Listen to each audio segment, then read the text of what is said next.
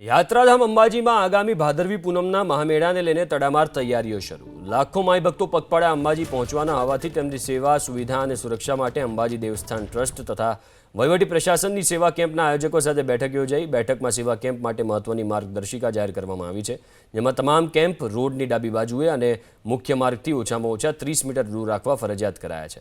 સુરક્ષા માટે દરેક કેમ્પમાં સીસીટીવી કેમેરા લગાવવા તેમજ મહિલા પદયાત્રીઓની સુરક્ષા માટે નારી સંરક્ષણ વિભાગ શરૂ કરવા સૂચના અપાઈ, જે પોલીસની શી ટીમ સાથે સંકલનમાં કામ કરશે.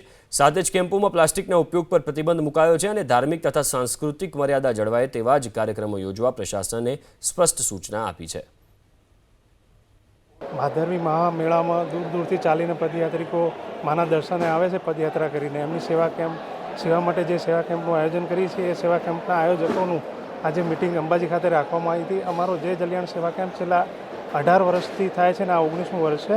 અહીંયા વહીવટીતંત્ર તેમજ મંદિર ટ્રસ્ટ દ્વારા જે માર્ગદર્શન અને સૂચનો આપવામાં આવ્યા છે, એ સૂચનો અને માર્ગદર્શનને અનુલક્ષી અને ધ્યાનમાં લઈ અને અમે માઈ ભક્તોની સારી સેવા કરી શકીશું. જ્યારે સેવા કેમ્પો પાલનપુરથી અંબાજી અને હળાદ રોડ પર લગાવવામાં આવે છે, ત્યારે કાયદો અને વ્યવસ્થાને લઈને, ઇલેક્ટ્રિક સેફટીને લઈને, સ્વચ્છતાને લઈને કઈ કઈ બાબતોનું ધ્યાન રાખવું જોઈએ તેની સમજ આજરોજ મિટિંગમાં જિલ્લા વહીવટીતંત્ર દ્વારા આપવામાં આવી હતી. પોલીસ પ્રશાસન તરફથી જે અપેક્ષા હતી તે તેઓને કહેવામાં આવેલ છે. ખાસ કરીને તમામ સેવા કામ રોડના ડાબી બાજુ રહે, જેથી કરીને જે ટ્રાફિક જમણી બાજુથી ચાલે છે અને પગપાળા ચાલતા સંઘો અને માઈ ભક્તો ડાબી બાજુથી ચાલે છે, તે ધ્યાને રાખીને કોઈ એક્સિડન્ટનો અથવા અનુચિત બનાવ ના બને.